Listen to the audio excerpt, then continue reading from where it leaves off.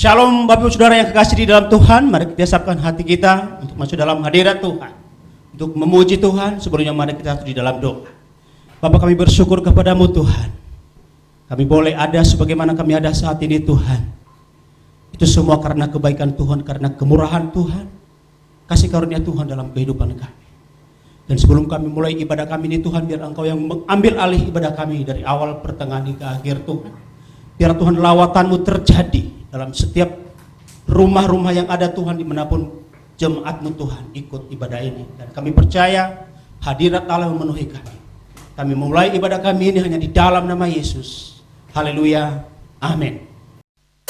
Ya Bapak Ibu Saudara yang kasih nama Tuhan, mari kita sama-sama memuji Tuhan. Katakan sama-sama, kerahkanlah kekuatan-Mu ya Allah.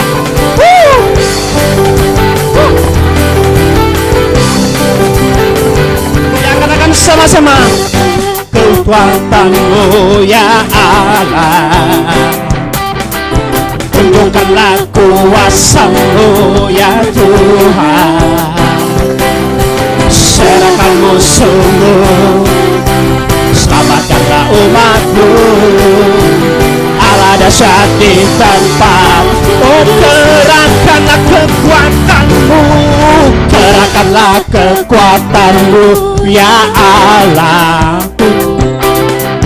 tunjukkanlah kuasa-Mu ya Tuhan, serahkan musuh-Mu, selamatkanlah umat-Mu, Allah dahsyat di tempat. Oh, Allah dahsyat, Allah dahsyat, bersorak ya, hey, Allah bangkit, bernyanyilah,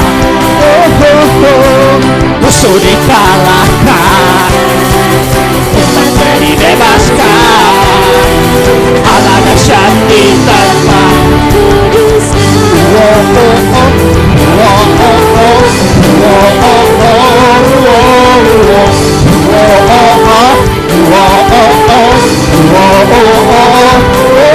Kerahkanlah kekuatan-Mu, haleluya,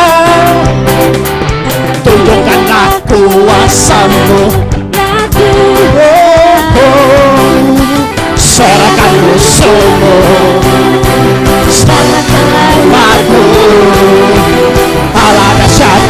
Oh, Allah bangkit, Allah bangkit, bersorak sama-sama, hey, Allah bangkit, bernyanyi, oh, musuh dikalahkan, bebaskan, Allah bangkit, oh Allah bangkit, Allah bangkit, Allah bangkit, sama-sama katakan, hey, Allah bernyanyilah,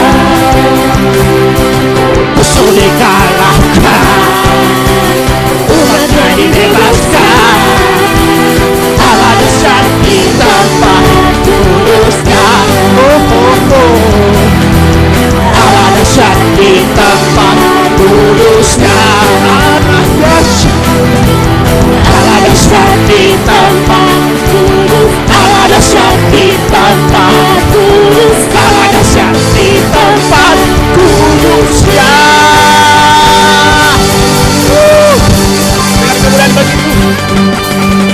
Segala kemuliaan, segala hormat, segala pujian hanya bagi Tuhan. Haleluya.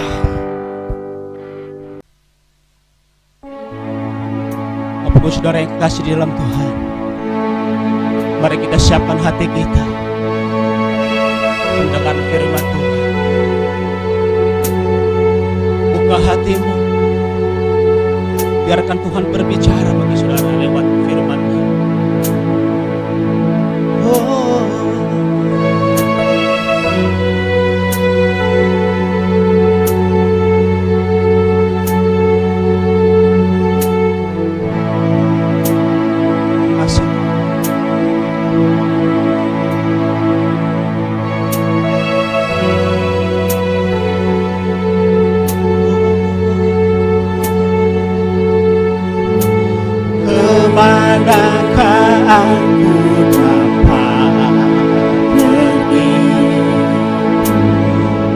menjauhi rohmu yang suci. Kau sabar,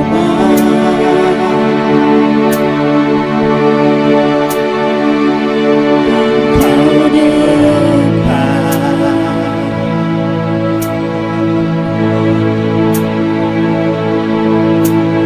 bahkan seluruh penganiayanku tak bisa membalas kesetiaanmu sungguh mulia.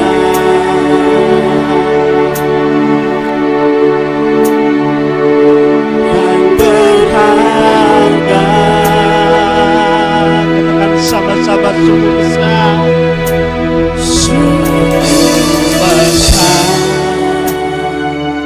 pengorbananmu bagiku, terlalu dalam untuk dimengerti. Sungguh besar, sungguh indah yang kau pikirkan tentangku, tak terselami bagiku. Oh, sungguh indah.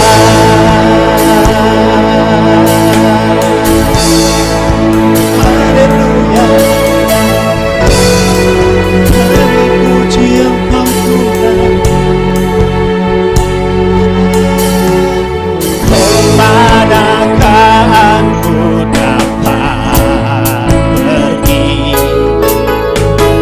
menjauhi rohmu yang suci. Kau sahabat ya Tuhan, oh, dan kau dekat,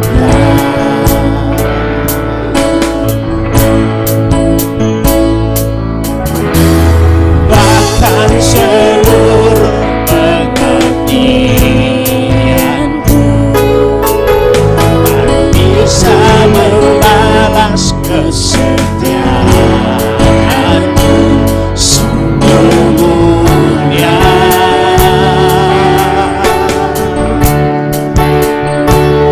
Dan berharga, sama-sama katakan, sungguh besar, sungguh besar pengorbananmu bagiku, lalu dalam untuk dimengerti. Sungguh besar,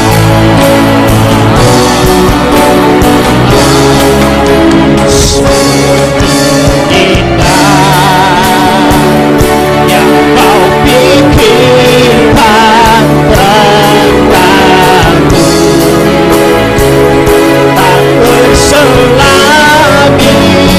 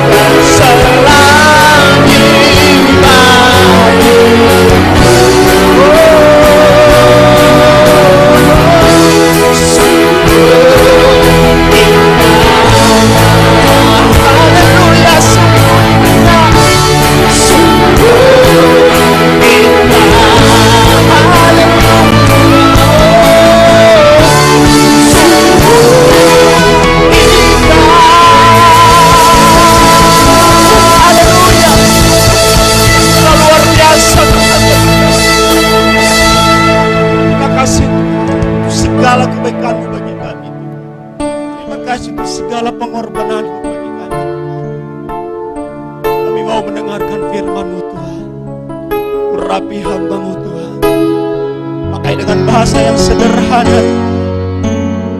Setiap jemaatmu yang mendengarkan firman-Mu, kami boleh menangkap apa yang menjadi janji Tuhan bagi setiap kami. Jadikan tanah kami Tuhan jadi tanah yang subur Tuhan, di mana firman-Mu ditaburkan Tuhan, berakar, berbuah untuk kemuliaan nama Tuhan. Terima kasih Tuhan, kami siap mendengarkan firman Tuhan. Haleluya. Amin.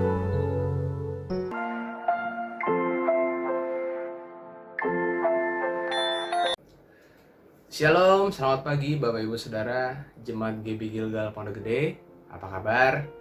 Saya percaya kita semua dalam keadaan sehat dan senantiasa diberkati Tuhan. Nggak terasa kita sudah memasuki bulan Desember, itu artinya kita sudah siap untuk menyambut Natal. Haleluya, kita semua bersukacita karena Natal telah dekat. Nah, pagi hari ini saya akan sharing, tema saya adalah selfless atau hidup yang tidak mementingkan diri sendiri. Saudara, kita melihat bahwa banyak orang yang hari-hari ini nggak peduli dengan orang lain. Yang penting saya senang, yang penting saya kenyang, orang lain susah nggak apa-apa. Ya, senang melihat orang lain susah, susah melihat orang lain senang. Nah, hari-hari ini kita melihat banyak orang seperti itu. Tapi pagi ini kita akan belajar apa yang Tuhan ajarkan tentang hidup yang tidak mementingkan diri sendiri. Mari kita buka Alkitab kita di Filipi 2 ayat 4 sampai yang ke-7. Filipi 2 ayat 4 sampai yang ke-7.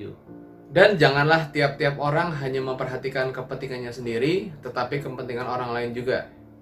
Hendaklah kamu dalam hidupmu bersama menaruh pikiran dan perasaan yang terdapat juga di dalam Kristus Yesus, yang walaupun dalam rupa Allah tidak menganggap kesetaraan dengan Allah itu sebagai milik yang harus dipertahankan, melainkan telah mengosongkan dirinya sendiri dan mengambil rupa seorang hamba dan menjadi sama dengan manusia.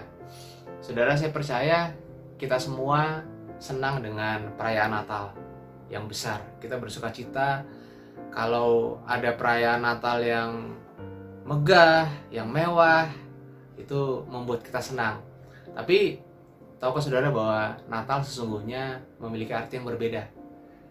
Kelahiran Yesus ke dunia ini memiliki tujuan, yaitu kematiannya di kayu salib untuk menebus dosa-dosa kita, untuk menyelamatkan setiap kita. Jadi ketika Yesus lahir dan dia tidak taat sampai mati di kayu salib, maka kelahirannya tidak akan menjadi arti apa-apa. Dan kepercayaan kita pun pasti sia-sia karena kita tidak diselamatkan. Nah saudara, hari ini mari kita memberikan apa yang menjadi kerinduan Tuhan. Ketika Yesus sudah memberikan hidupnya di kayu salib, maka Tuhan juga mau kita memberikan kehidupan kita seluruhnya untuk dipersembahkan bagi kemuliaan nama Tuhan. Saudara, saya mau kasih contoh. Suatu hari di sebuah gereja, seorang guru sekolah minggu berkata kepada anak-anaknya, "Adik-adik, minggu depan kita akan merayakan Natal. Nah, adik-adik boleh membawa persembahan kado yang terbaik dipersembahkan kepada Tuhan Yesus." Wow, anak-anaknya senang dan minggu depannya mereka datang dengan sukacita dan mereka membawa kado yang terbaik, yang terkeren menurut versi mereka masing-masing. Wow, mereka membawa banyak kado, lalu ditaruh di bawah pohon Natal. Satu persatu guru sekolah minggunya membuka kado, lalu kadonya itu bagus-bagus. Ada yang bawa baju bagus, ada yang bawa sepatu bagus, ada yang bawa jam tangan bagus, ada yang bawa handphone. Semuanya diberikan kado itu kepada Tuhan Yesus katanya, dan itu semuanya barang-barang yang bagus. Wow, mereka senang.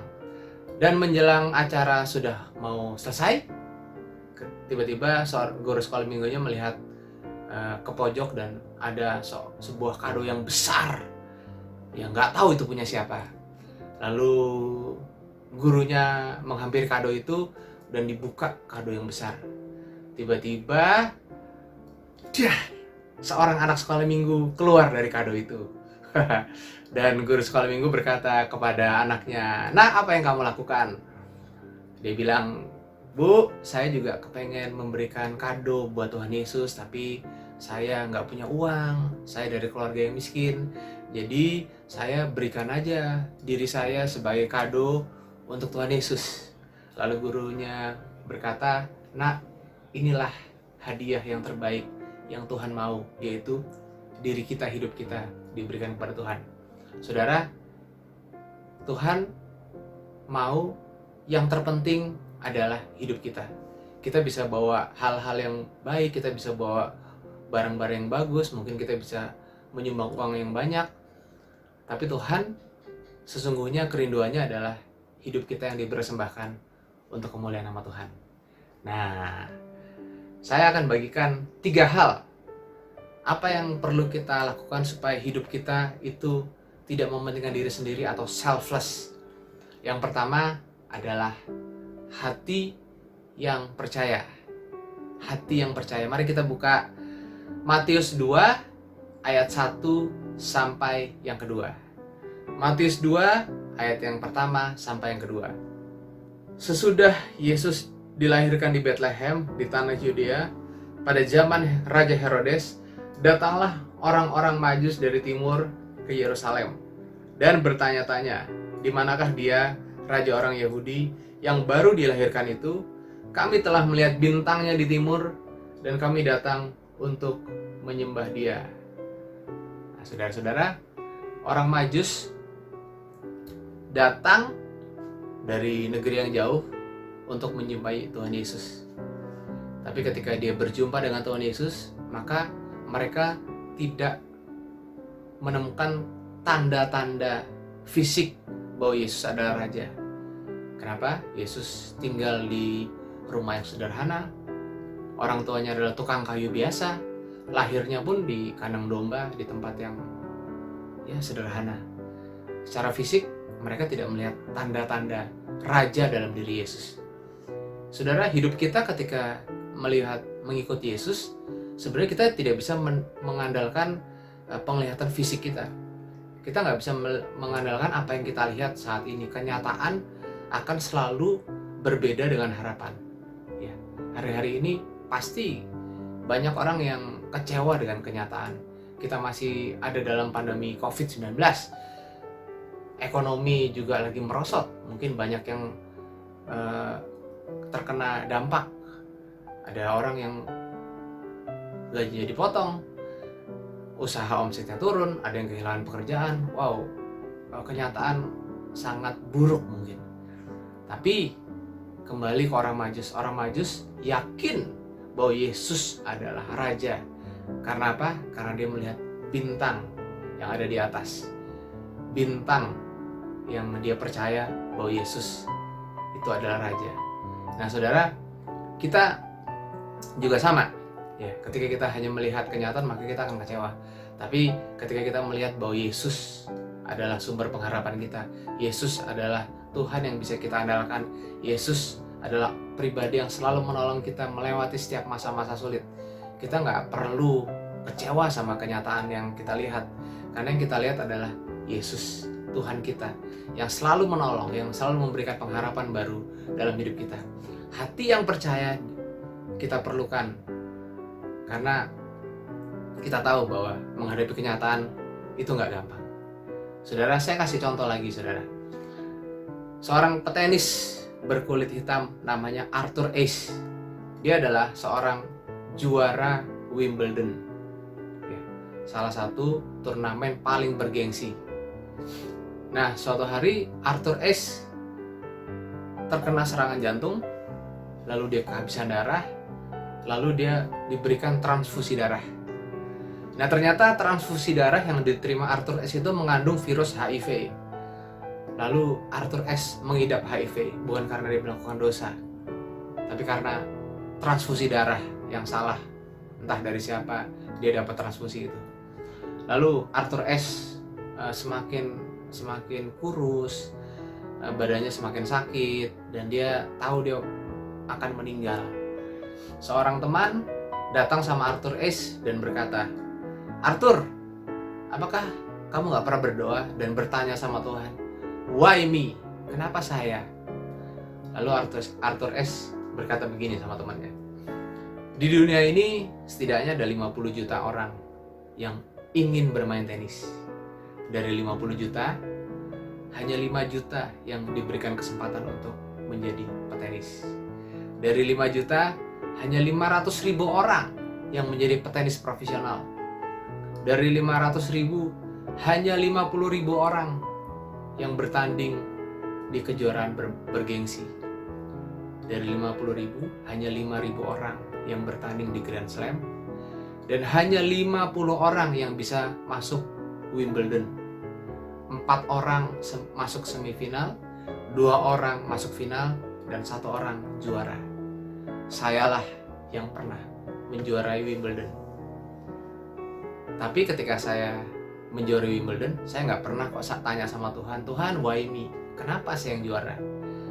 Artinya tidak pantas ketika saya mengalami penderitaan, terus saya tanya sama Tuhan, Tuhan, God, why me?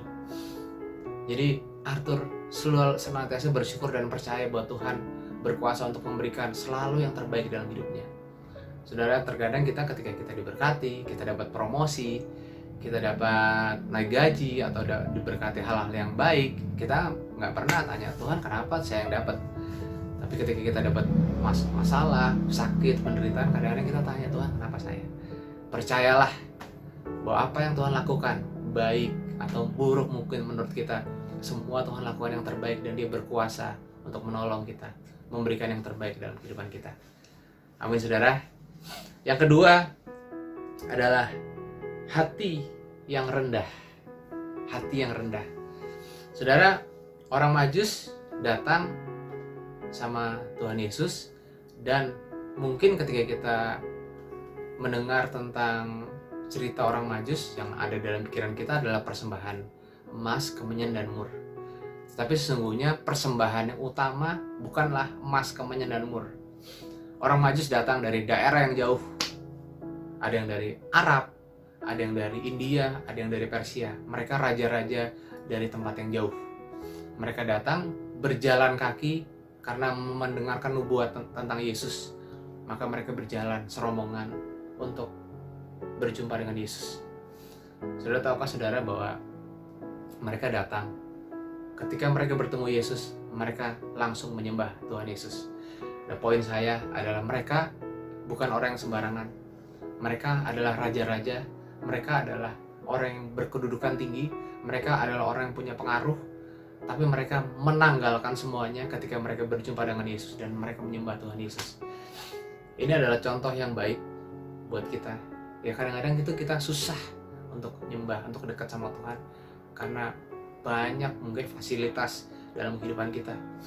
Mungkin kita seseorang yang berpengaruh, punya kedudukan, punya jabatan, punya kekayaan. Orang-orang itu susah untuk datang menyembah Yesus. Tapi hari itu contoh yang terbaik datang dari orang Majus. Mereka sembah Yesus dengan meninggalkan semuanya.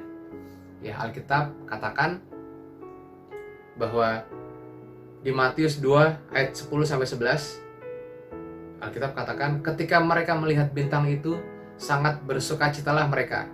Maka masuklah mereka ke dalam rumah itu dan melihat anak itu bersama Maria ibunya, lalu sujud menyembah Dia. Mereka pun membuka tempat harta bendanya dan mempersembahkan persembahan kepadanya, yaitu emas, kemenyan, dan mur. Ya, Alkitab berkata sebelum mereka mempersembahkan emas, kemenyan, dan mur, mereka sujud menyembah Yesus. Ya, jadi persembahan yang utama yang mereka berikan adalah penyembahan mereka kepada Yesus. Setelah itu persembahan lanjutannya adalah emas, kemenyan, dan mur. Jadi orang Majus tidak identik dengan emas dan kemenyan dan mur, tapi identik dengan kerendahan hati mereka untuk datang menyembah Yesus. Itu yang kedua.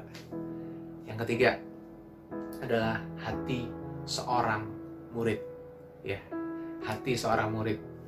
Amanat Agung berkata, pergi jadikanlah semua bangsa muridku dan baptislah mereka dalam nama Bapa, Putra, dan Roh Kudus. Itu adalah pesan Yesus terakhir supaya kita menjadi murid dan memuridkan.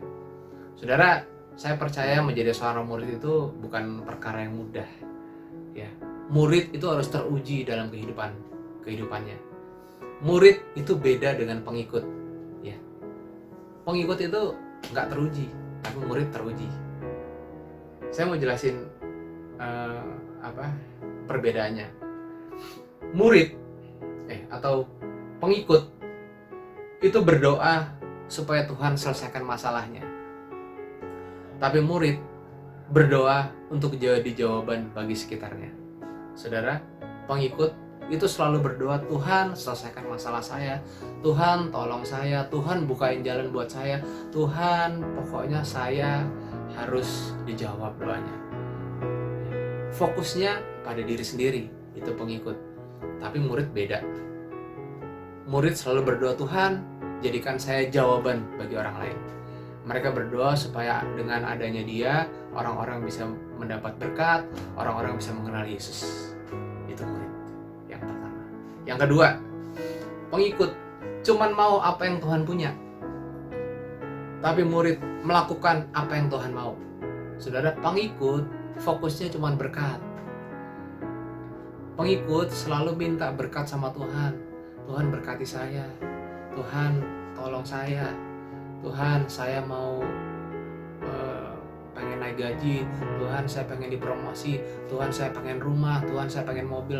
Fokusnya berkat. Ya, tapi yang namanya murid, fokusnya adalah kehendak Tuhan. Apa yang Tuhan mau saya lakukan? Apa sih kehendak Tuhan dalam hidup saya? Tuhan mau kirim saya kemana? Fokusnya adalah dia melakukan kehendak Tuhan. Yang ketiga, pengikut hanya mengagumi Tuhan, sedangkan murid tunduk dan taat sama Tuhan. Saudara, pengikut tuh senang banget lihat hal-hal yang baik. Ya, dia suka lihat mujizat, dia suka lihat keajaiban, dia suka lihat hal-hal yang indah, kesembuhan dan lain-lain. Kalau misalnya nggak ada mujizat, mungkin mereka juga meninggalkan Tuhan. Mereka nggak mengenal pribadi Tuhan, tapi mereka hanya mengenal tangan Tuhan, perbuatan Tuhan yang ajaib. Tapi yang namanya murid, wow, beda. Mereka taat dan tunduk sama kehendak Tuhan. Walaupun gak ada mujizat, mungkin mereka gak lihat berkat, mungkin mereka belum lihat keajaiban, mungkin sakitnya juga belum disembuhkan, tapi seorang murid tetap tunduk dan taat sama Tuhan, tetap mengasihi Tuhan. Mereka fokus sama hatinya Tuhan, bukan pada tangannya Tuhan. Saudara, 3 hal supaya kita hidup tidak mementingkan diri sendiri. Yang pertama, memiliki hati yang percaya. Yang kedua, memiliki hati yang rendah. Yang ketiga, memiliki hati seorang murid. Saya berdoa supaya firman ini bisa menjadi rema bagi saudara semua dan bisa menjadi berkat buat kita semua. Terpujilah nama Tuhan. Mari kita tundukkan kepala, kita berdoa. Tuhan Yesus, terima kasih buat firman Tuhan. Kami berdoa biarlah firman ini terus ada dalam hati kami, bertumbuh, berbuah, menjadi berkat, dan kami bisa melakukannya dalam kehidupan kami sehari-hari. Kami rindu kehidupan kami semakin hari semakin serupa dengan Kristus. Terpujilah nama Bapa, di dalam nama Tuhan Yesus kami berdoa dan mengucap syukur. Haleluya. Amin. Selamat hari Minggu semuanya. God bless you.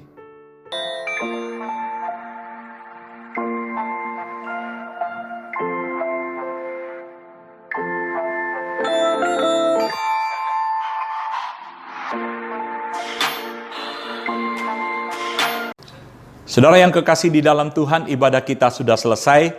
Mari angkat tanganmu dan terima berkat daripada Allah Bapa. Tuhan memberkati kehidupanmu, Tuhan memberkati kesehatanmu, Tuhan memberkati usaha, Tuhan memberkati keluargamu, dan terima berkat ini sepenuh-penuhnya. Engkau kepala bukan ekor, engkau tetap naik bukan turun. Biar damai sejahtera daripada Allah Bapa, kasih sayang daripada Tuhan Yesus, persekutuan di dalam kuasa Roh Kudus menyertai kita pada saat ini sampai Yesus datang menjemput kita. Kita didapati setia dalam nama Yesus Kristus. Haleluya. Amin. Amin.